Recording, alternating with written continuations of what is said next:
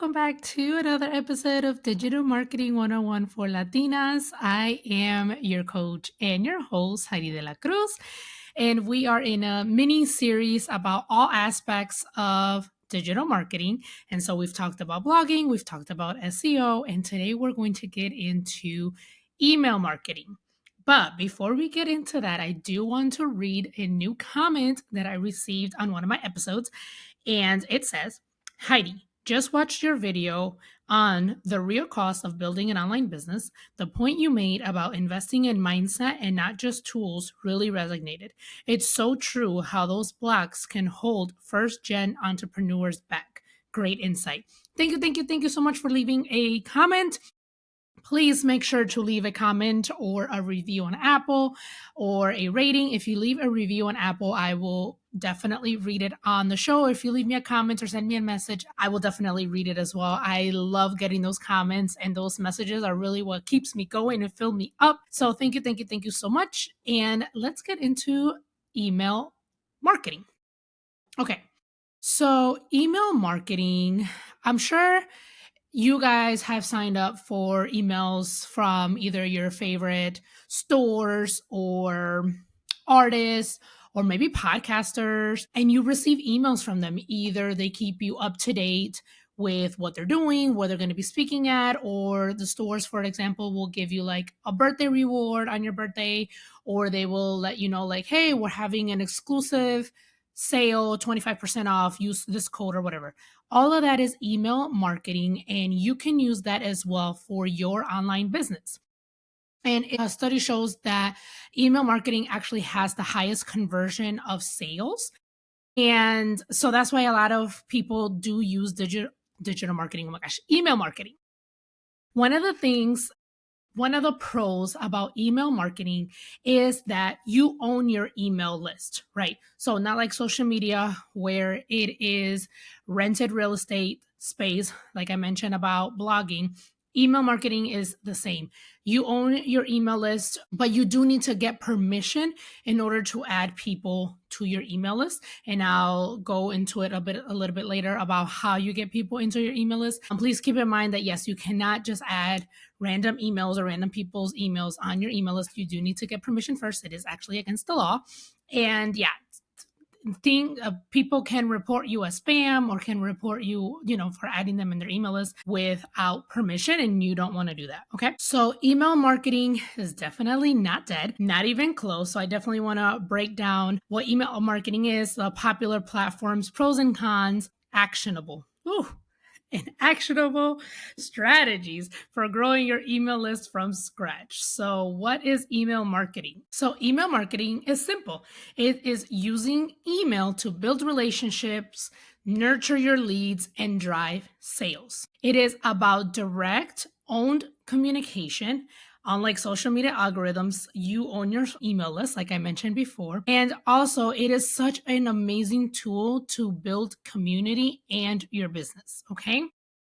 So there's different platforms when it comes to email marketing that are out there available. First, let's start off with MailChimp, which is actually the email provider that I use for my podcast coaching email list.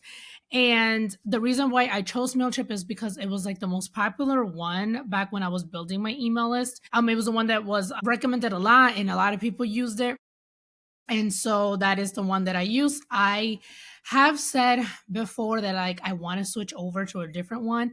But again, I have so many links out there for the freebies and for people to sign up that like if I go ahead and shift everything right now, like I will have to go and change those links. So I don't really want to do that right now. So that's why I've stuck with it for, oh my gosh, I think it's been almost 5 years. I think I've had it 4 years, 5 years, something like that. I will say, full disclosure, it is hard to build an email list. I've built it and then I've had, people unsubscribe and then, build it again. But I sent out a weekly, so every Wednesday, I send out a podcasting tip to my podcast coaching email list. And just recently, I sent out a very vulnerable post to them to let them know that, like, my open rates have been really low, and so has my click rates. So open rates is how many people from your email list, the percentage of people actually open your email and read it, right? And then the click rate is how many clicks you get on links that you put in your email list. And so lately my links and my open rate has been very low. And I was explaining to them that like it does discourage me at times. And it's like, are people even reading these? I mean, the open rate is low, so that means that no, they're not really reading this. And so I was like very vulnerable and honest with them to let them know that like it is very discouraging at times to see those numbers really low. But honestly, email marketing is my favorite way of marketing my business and my podcast because I feel like it's so personal and I can be very vulnerable on there. And I also promise them to keep them in the loop of what I'm doing. So, like, they are the ones that know first, like when I have speaking engagements or when I'm running a sale or anything like that. Like, my email list is usually the first to know. And it's a promise that I made to them for signing up. But yeah, it's just been a little bit discouraging lately. I will be 100% honest because I do enjoy pouring into my community on a weekly basis. And I say it's like literally free coaching, free podcast coaching that I provide to them because every single week I am going deep into podcasting tips, right? So every Wednesday, and so I'm like, this is literally free coaching from me. But yes, so I just full disclaimer, it is hard to build an email list, but it's not impossible either. A lot of people do have a lot of success with email marketing. And again, it is my favorite way of marketing my stuff because, again, I feel like it's very personal. I can be vulnerable. And it's just me and my community and my audience, And I love when people respond back to my emails or leave comments. Yeah, it just, again, the comments are really what keeps me going. So, again, I use MailChimp. To me, it seems user friendly, great for beginners and small businesses. There is a fee for pretty much all, like they have different plans, right? So you can start out with the free versions, but you would have to see like what limitations it gives you and what features you get with the page. So I do pay for MailChimp. I will say that. I will get into Substack a little bit later because that is free and you are able to make money. But again, I'll get into that one a little bit later. Another one that is very popular is Converter Kit, which just now changed their name to Kit. And it's specifically designed for creators, bloggers, and course creators. Again, I haven't used that one, so I can't give you personal experience off that one, but I do know that there's a lot of people that use it. Another popular one is Mailer Lite, and it's praised for its simplicity, good value, and excellent customer service. Again, another one that I haven't used, so I can't give you personal experience, but I do know a lot of people that do use it. Okay, so Gemini is suggesting HubSpot, but I honestly haven't heard of that one. A robust all in one platform for larger businesses with a powerful CRM. And then another one is Active Campaign, a go to for advanced automation and complex marketing funnels.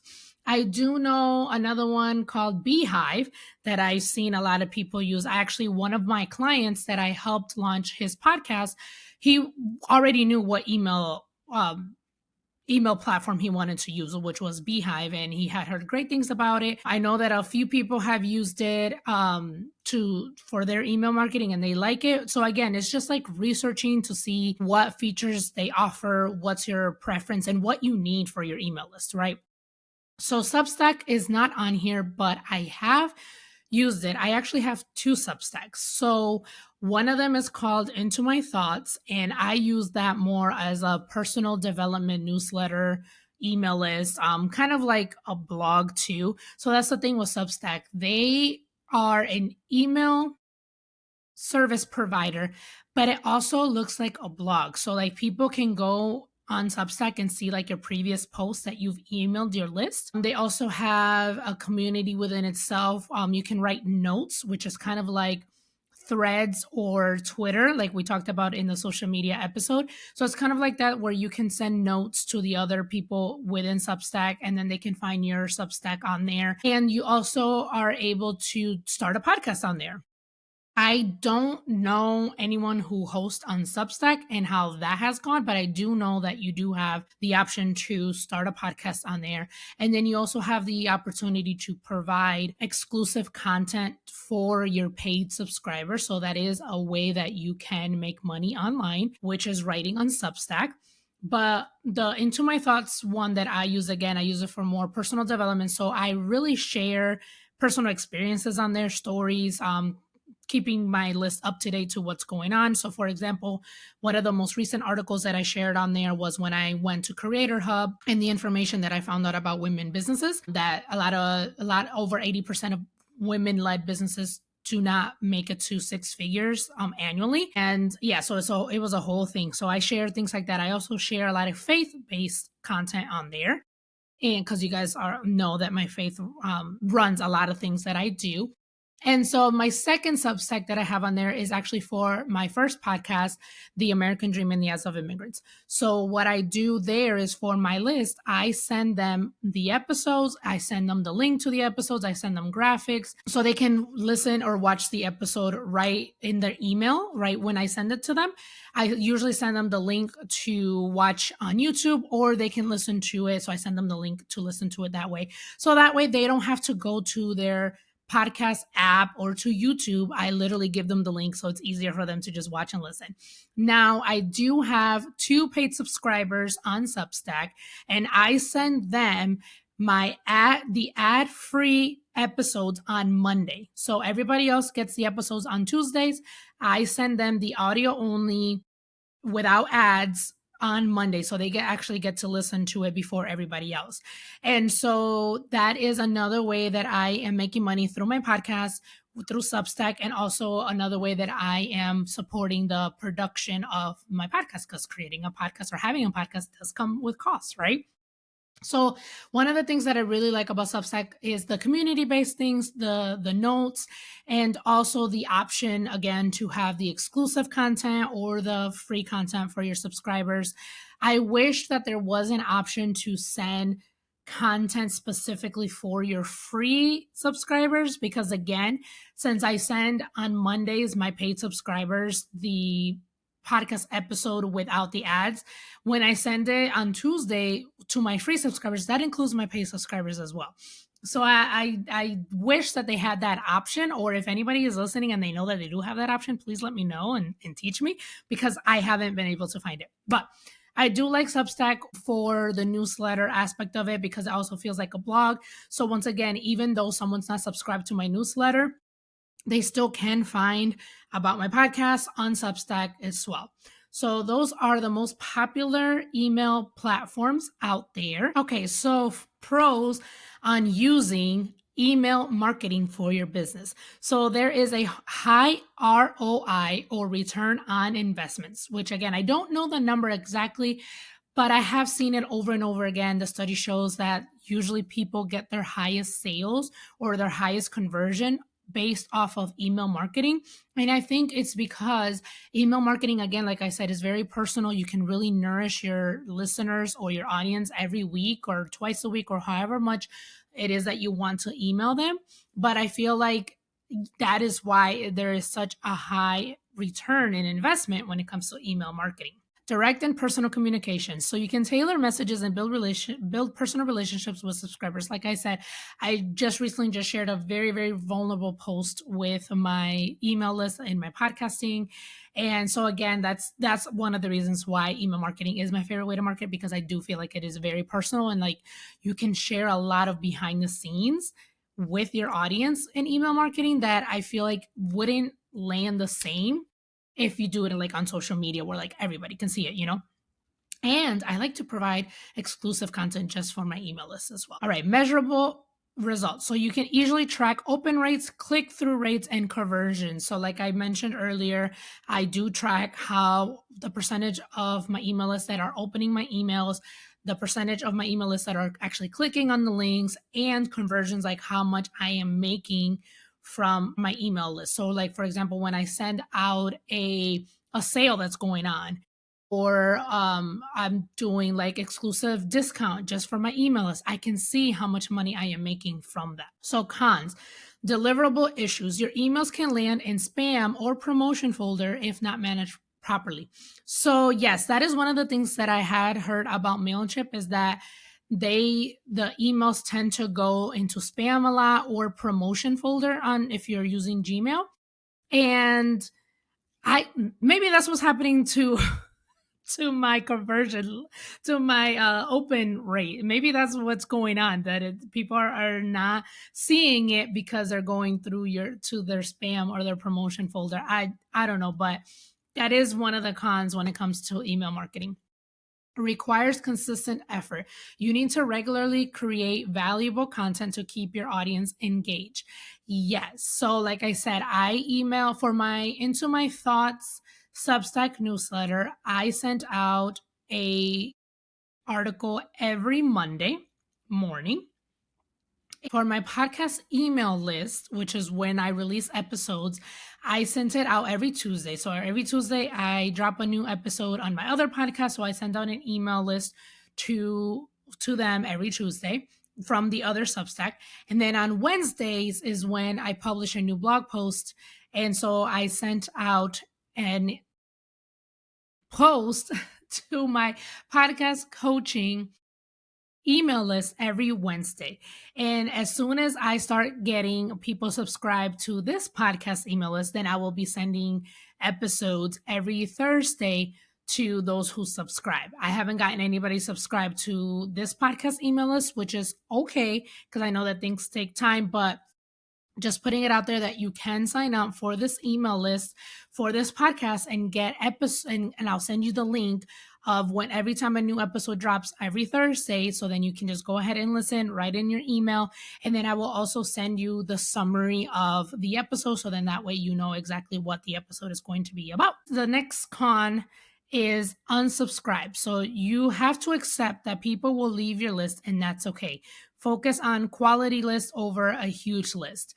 Yes, yes, yes. So I will say that a few months ago, my email list was growing. I was getting a lot. I actually signed up to be a part of a free bundle, and so I provided, what is it? What was it? I think it was a podcast checklist and the equipment and tools list.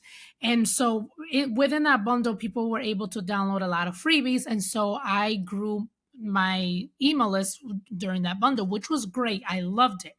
However, I noticed that there was a lot of people on my email list, again, who were not opening my emails and were not reading.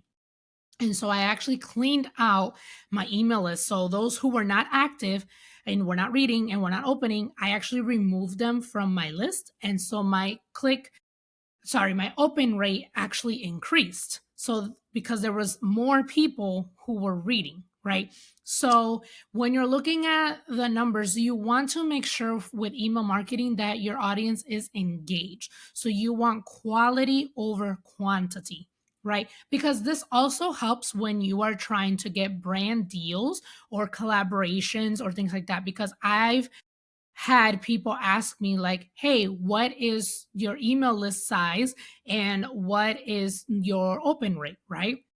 And yes, I can have a major email list, but if my open rate is really low, like my audience is not engaged, and that's not going to help me land brand deals or sponsored deals or anything like that.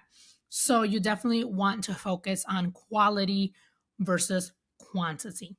And even on threads, I posted a few weeks ago because I had like two or three people unsubscribe like back to back. And so I remember on threads I posted, I was like, man, I really got to work on not getting discouraged or feeling some type of way when people leave my email list. But the thing is that I pour so much into what I do, and I know that I provide valuable content.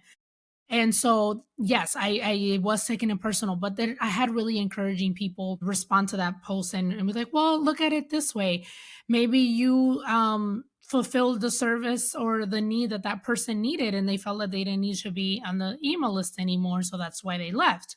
And so, like, they were just providing different perspective for me. And, one other person did say, like, okay, you definitely want people who want to be on your email list. Like, you don't want to keep people who don't want to be on your email list because, again, if they're not opening, they're not reading, You don't want those people on your email list. You want people who are there to learn from you, who are excited to hear from you, who are excited for, whatever's happening in your life or the behind the scenes that you're providing for them. You definitely want an engaged audience in your email list. So I was like, yeah, that's very true. So it's like I'm preaching to myself right now. 100%. All right. So how do we get people on our email list? The number one strategy is a lead magnet. So it's giving something of value for free in exchange for their email address. So this is like freebies, right? So I have a bunch of freebies when it comes to my podcast coaching newsletter. So if you go to my stand store for that, I have, for example, a checklist for your podcast, um, equipment and tools list. I also have how to create a vision board for your podcast. I have podcast SEO down that you can download. So all of these are freebies that people can download. How to launch a podcast masterclass is another one. And yeah, so like again, I have all these freebies that again people can download, and then in that puts them into my podcast coaching email list. So literally me coaching them week by week. I'm providing in-depth podcasting tips every single Wednesday. Second strategy that you can get people to sign up for your email list is using forms. So there's different sign up forms. Like, I don't know if you've ever gone to a website and then like 2 seconds after you're in there, there's like a pop up and it's like, oh, take this quiz, or um, get 20% discount when you sign up and to our newsletter. Those are forms and pop ups. So people can usually have, like I said, like they can either have quizzes, they can give you a discount code, they could have, what else is another thing that they can do? Like there's just different things that they can put in those pop-ups, and that's another way that you can get people into your email list. Strategy number three is leveraging your existing content. So you can use your podcast episodes if you have a podcast in your show notes to include a call to action, or if you have a blog or a website, you can definitely put towards the bottom like a call to action that's like, oh, join our newsletter for X, Y, and Z, which is something that I do for my podcast episodes, both podcasts, and is something that I do for all my blog posts. And also when I am posting on Instagram about my blog, I definitely let people know like, hey, I have a newsletter and you can go ahead and sign up and get more information from me. But you have to always deliver on your promise and send valuable, consistent content once someone joins your list. So you definitely have to work on nurturing them, however much you want to do. Sometimes when people are in a launch season, so like they're either launching a new service or a new product, they send a lot of emails back to back to get people to sign up, right? I'm not a fan of that. So I don't do that. But that is something that is a strategy that people do. But if you're not in a launch season and you're just getting started, just make sure that you are providing valuable content on a consistent basis. All right. So that is all when it comes to email marketing. Again, it is one of the highest conversion, or the marketing strategy that you can make the most money from. It does take time to build an email list, and it does take time. I share the pros and cons. And again, one of the biggest things when it comes to email marketing is that you own your email list. So, for example, if if and when, because it does happen, social media shuts down, you definitely have a way to communicate with your audience, and that's through your email. Because again, your email is independent completely from social media. So you don't have to depend on the algorithm or whatever's happening over there to connect with your audience, which is also probably why I really why I really enjoy email marketing, because I don't have to deal with the algorithm, and I know that I'm talking to my people directly. So there's that. Your email list is more than just names. It's a direct line to the people who matter most to your brand, right? It's your community, it's your people, it's your audience. So definitely treat it as such. Nurture them, provide them valuable content, make exclusive content, discounts for your business and your services, and your audience will love that. Thank you once again for being here, for listening to me week after week and learning all things digital marketing. Once again, you can apply for coaching. If you're ready to start your online business, let me know, and you can sign up with the link in the show notes and show description to apply for coaching. Then we can be in touch. And go ahead and sign up for the email list for this podcast. The link is also in the show notes and show description, and I will email you every single Thursday the link to the episode and also a summary of the episode. And that way, again, we can have that direct communication one-on-one. And again, if you have any comments, any topic suggestions, or any feedback, I would love to hear that. So leave me a comment. Buzzsprout has the option to leave a comment, a text message. So leave me a message. You can also leave a review on Apple Podcasts, and I will read that out loud. But thank you again for being here week after week, and see you next week.